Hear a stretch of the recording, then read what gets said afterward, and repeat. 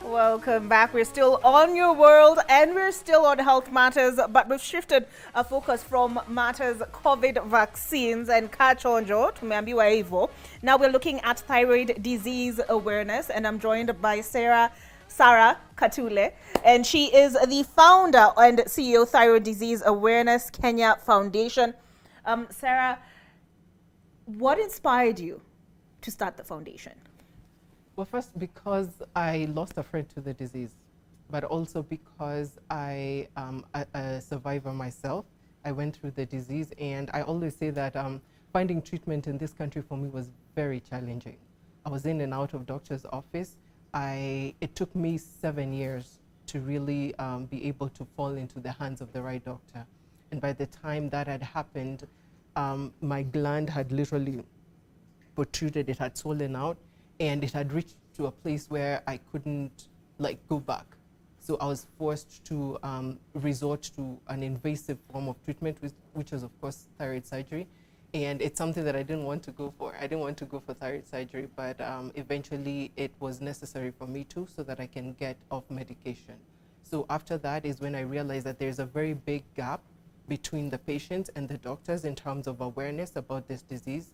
And so we came in to bridge that gap. Mostly what we do is we empower patients with information about the disease, what to expect, and then we hold their hand and put them in the hands of the right doctor, so that now they're able to take it from there and not have to go through a longer phase of treating the disease that I went through, So yeah, that's why we started the organization. Okay, so what is thyroid disease?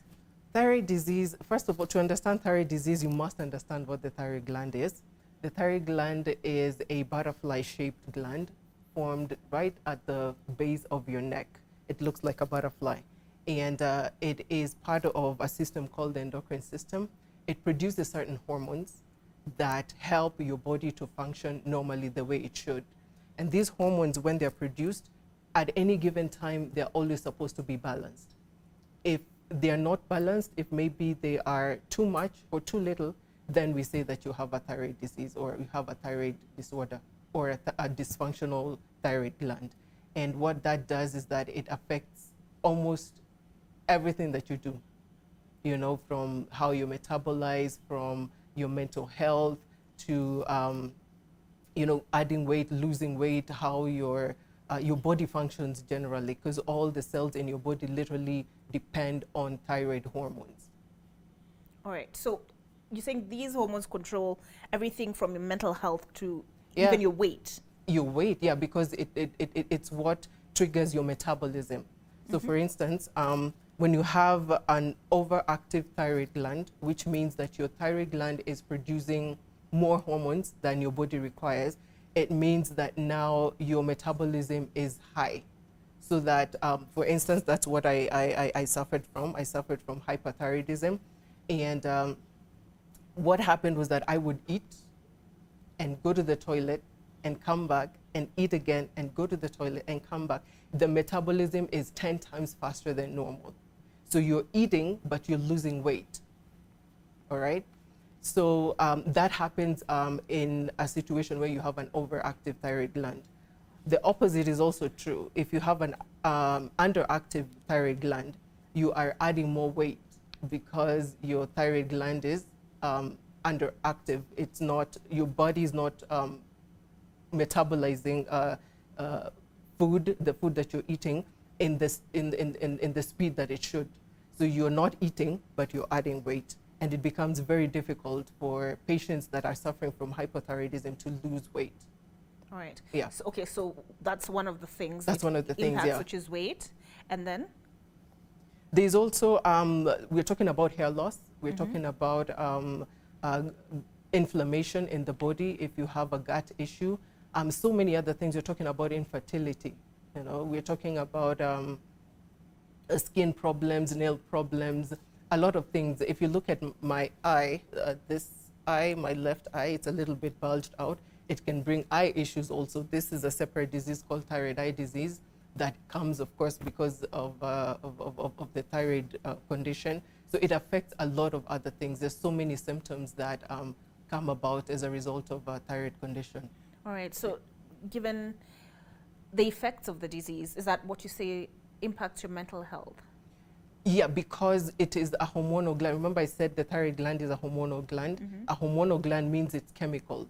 It's a chemical. It's a chemical. So what happens is that these chemicals sometimes, the thyroid gland is triggered from the brain, Mm-hmm. through a hormone called the thyroid stimulating hormone. So a lot of it, if it's too much or it's too little in the brain, then you get either, if it's too much, you're too anxious. If it's too little, you will get sad, and then you will go into seasons of depression for patients that have hypothyroidism. So yeah, it does affect mental health, yes. All right. But this is a wide, like, it's vast. It affects so It many is. things. It is huge. It affects so very many things, and that is why we do what we do, because we realize that it's a very neglected docket in the health sector, and yet very many people are suffering silently, not knowing that they're suffering from this disease. So we are bringing awareness to it, particularly on thyroid and endocrine disorders. Okay. Yeah. How do I know that either I have hyperthyroidism or Yeah. the other version was Hypothyroidism. hypothyroidism? What happens is that you go for a test, all right? We call them thyroid function tests or TFTs. Your doctor should, they draw a blood sample, and then your results are the ones that are going to show whether you have an underactive thyroid or an overactive thyroid. So what we are campaigning for, if you don't know what thyroid disease is, the first thing is just go get tested. Go have your doctor do a thyroid panel on you. Then from there, you know, if you're okay, well and good. If you're not, at least then you know where to start from. And we are here as a body to hold your hand and to support. Okay. What do I need to look out for? You know, with kidney disease, you're told fatigue, frequent urination. What do I look out for if I suspect I A thyroid may disorder. have a dysfunctional thyroid? So it depends, as I said. Hyperthyroidism has different symptoms from hypothyroidism. But at the end of the day, is when you just sit and you feel you're tired, for instance, fatigue, as you said. You don't want to wake up, you don't want to get out of bed. Many people, especially those that are working, for instance, you will wake up in the morning and you go to work, and by 10 you are out, like you're completely fatigued, and you don't know why. And then you just keep pushing yourself, right? We are also talking about there are people who feel dizzy, so that even when they're walking, like for me, when I was walking, before I was able to diagnose my condition, I was literally walking and my legs were shaking because it was on another level. So we are saying, look out for some of these symptoms. Sometimes people will complain that their eyes are, when they start to bulge out, they are painful, they feel pain, but it's really just, you know, the dryness of the eye because of the bulging out. Those are some of the things that you look out for. You're tired all the time, you don't want to do anything, or you're feeling sad. Maybe one time you used to be very active, and then all of a sudden you're just not, and you don't understand why. Okay. Yeah. You said you lost a friend to this disease? I lost a friend to the disease. For me, my condition was triggered after I gave birth. You know, to my now, she's 11 years now. And a few months after that, my friend got the disease, but she didn't know that she had the disease. The family didn't know about the disease, of course. And then now we're talking about the healthcare givers who would go in and they were not able to detect what the disease was all about. So the disease became, it became worse, or she got into a condition we call the Thyroid Storm, where these thyroid or hyperthyroid symptoms come like a storm.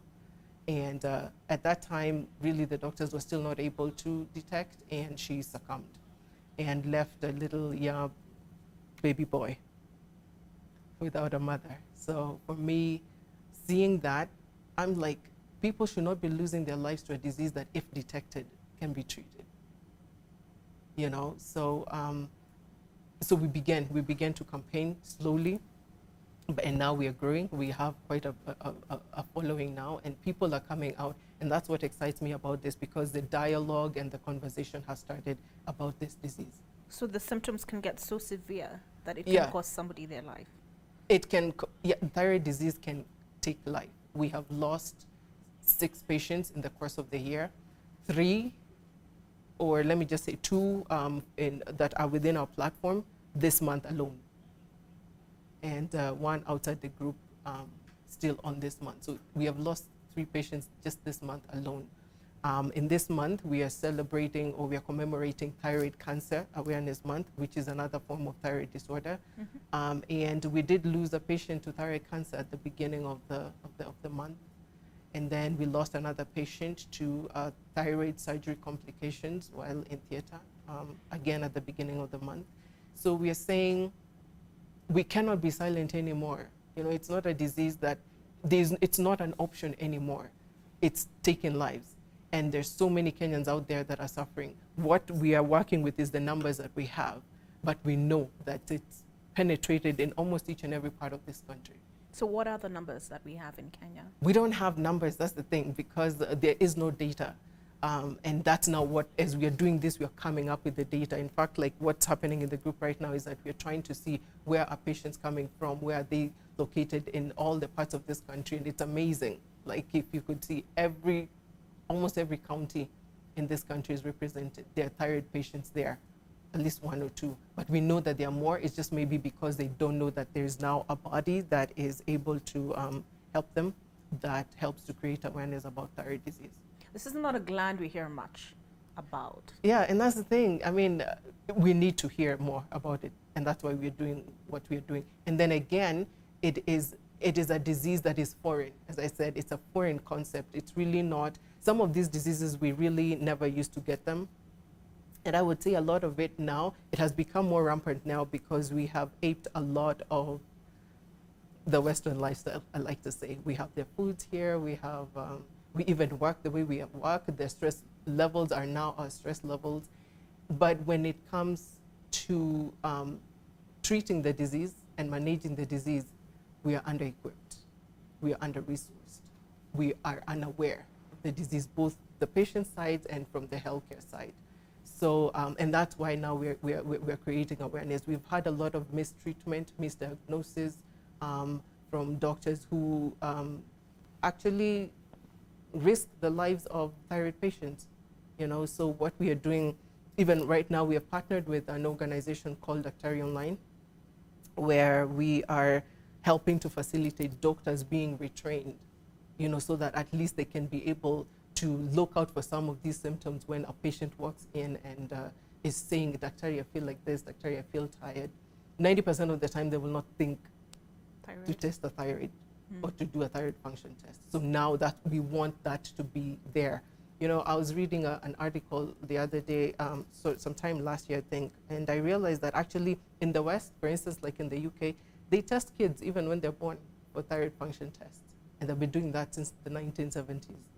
And here we still don't know about thyroid disease. We have caregivers that are parents to kids that are suffering from thyroid conditions, and they don't know, they don't have information. The doctors don't know how to help them, you know. So it's a disease that the awareness needs to be there. It needs to be out there. We cannot keep going on like this. Okay. Yeah. You said yours was triggered by your pregnancy. Yeah. So is it something that you're born with? Is it something that develops? It is genetic. I can say that. If you have thyroid disease, then most likely somebody in your family members or in the lineage of your family had the condition.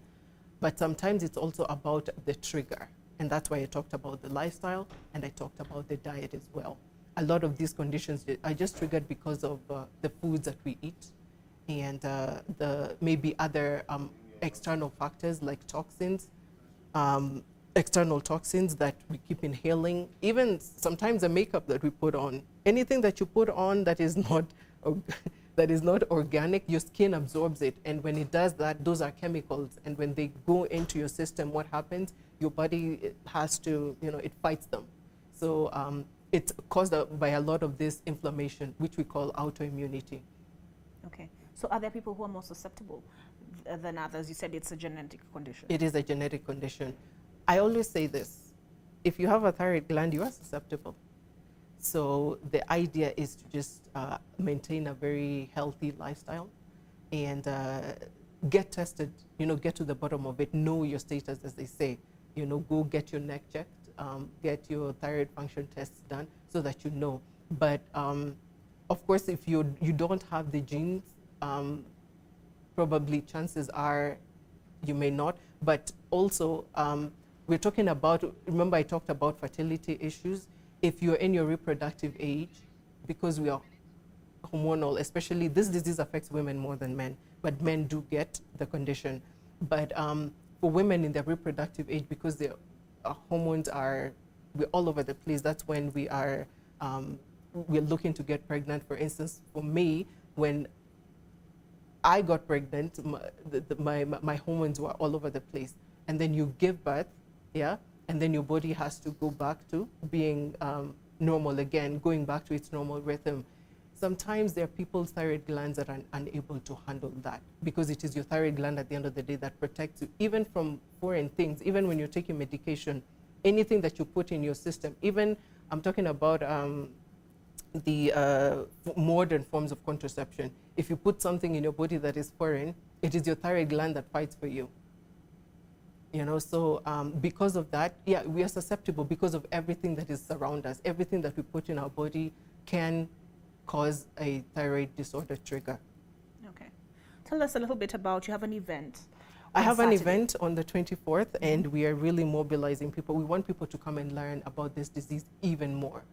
So we'll be at the NHIF auditorium at the NHIF headquarters on Saturday, the 24th, from 8:30 a.m. So we are calling upon everybody, thyroid disease patients, caregivers, and even the doctors themselves, to just come out and learn. It's going to be a very informative day. We're going to be having a lot of stakeholders and duty bearers there that are able to help us see how to move forward with this disease. One of the issues or the challenges that we have as thyroid disease patients is the cost of treating this disease here in Kenya. It's very expensive to treat this disease here. So we are trying to see how can we be able to help, and how can we join hands with the duty bearers to see how they can be able to assist thyroid patients that are struggling to get medication. All right, so managing it is expensive. It is expensive because first of all, let's start with the fact that we don't have enough thyroid specialists in the country. And those that are there are densely populated here in Nairobi. And number two, they're not cheap to consult. And then we're talking about, you have to do the tests as well that are also not cheap. And then you have to buy the medication every month or every other month, because thyroid disease is not an overnight disease. It's not like malaria where you go and you get a 5-dose medication and you go home and you're okay. It's a long-term disease. People have suffered for this disease for over 30 years, and mine, I took around 7-8 years, yeah. And there are people, especially those suffering from hypothyroidism, have to take medication for the rest of their lives, supplementing that hormone. So that's medication and that's money, so it's very expensive. It's not a cheap disease. So we're trying to see how can we be able to cushion Kenyans that are suffering from this disease. Right, there's something interesting you said. You said, get your neck checked. When we talk of breast cancer, you're told how to feel for a lump. Yeah. How do I get, what are they looking for when I go to the doctor and they check my neck?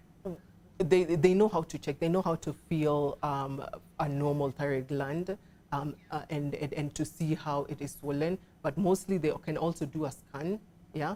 But what we'll tell if there's any dysfunction is just getting the thyroid function test done, where they draw a blood sample, then they go and see. If there is any imbalance, then now from there, the doctors will guide you on the way forward. They'll say, okay, let's go get a scan, let's see.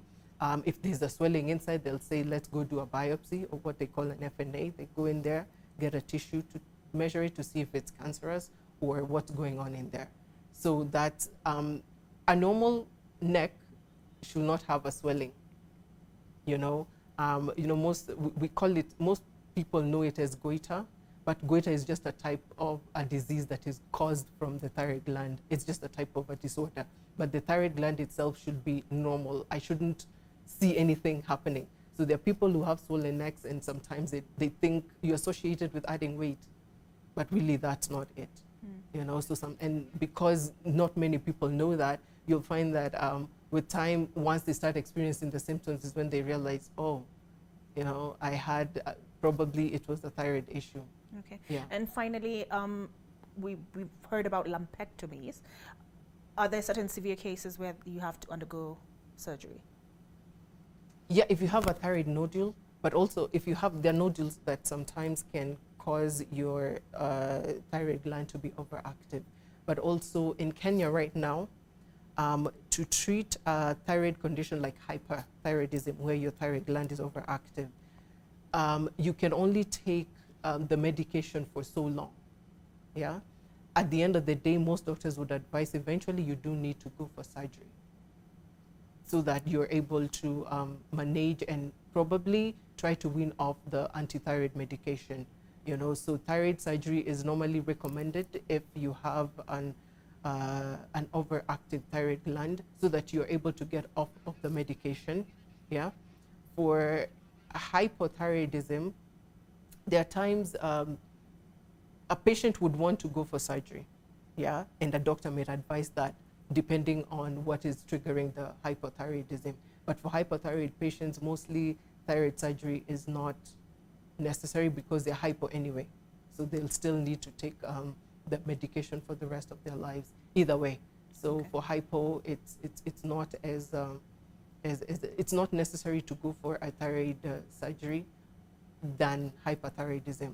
Yeah, because hyperthyroidism is also more dangerous. All of them are not good conditions to have either way, but hyperthyroidism can actually cause a thyroid storm, as I mentioned earlier, and it can cost lives. So, yeah. All right. Okay. Thank you so very much for helping us gain some understanding. Yeah. On this subject. Like myself, I'm sure a lot of people. Like you said, it's a foreign, you call concept. It a foreign it's concept. It's still a very, very concept in Kenya, yeah. Yeah, so thank you for providing that insight and creating some awareness. We've only scratched the surface from what I'm hearing from you. There's so much. It's a very huge topic, yeah. Yeah, but if you would like to learn more on Saturday, NHIF Auditorium. Yes. From 8:30 a.m. From 8:30. Yeah. So go there, engage Sarah Katule, as well as other stakeholders in the medical profession, and meet people also who are living with other chums, people living with the disease, also to encourage you and to show you that you're not alone in this journey.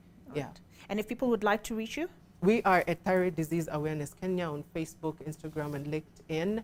And on Twitter, we are at TDAC Foundation. All right. All right, I hope you've taken that down, and allow me to wind up on this note. You might have to look up some of this information on your phone. And speaking of phones, there is the Nokia T20 tablet, which is in the market, as well as the Nokia. Let me just find it. Here we go. Nokia.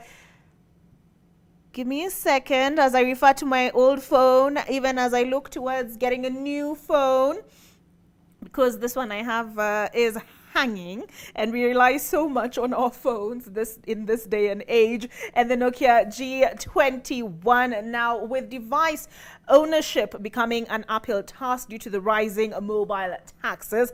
HMD Global, home of Nokia phones, has partnered with D-Lite on device financing.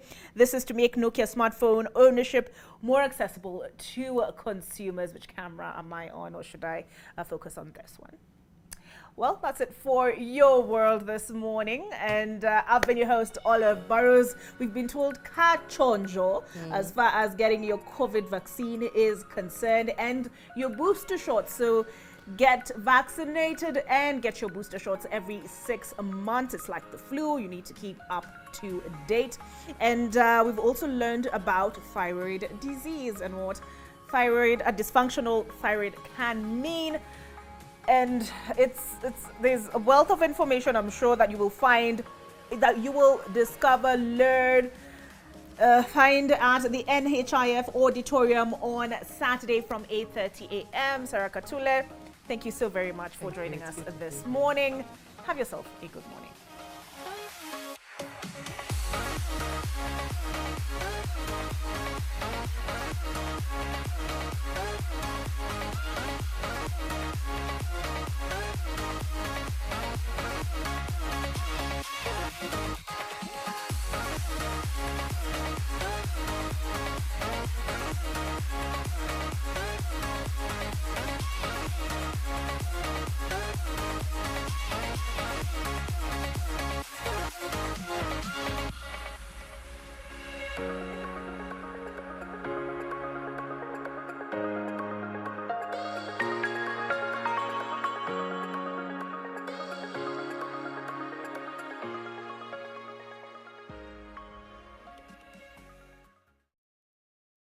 Your World in association with Nokia.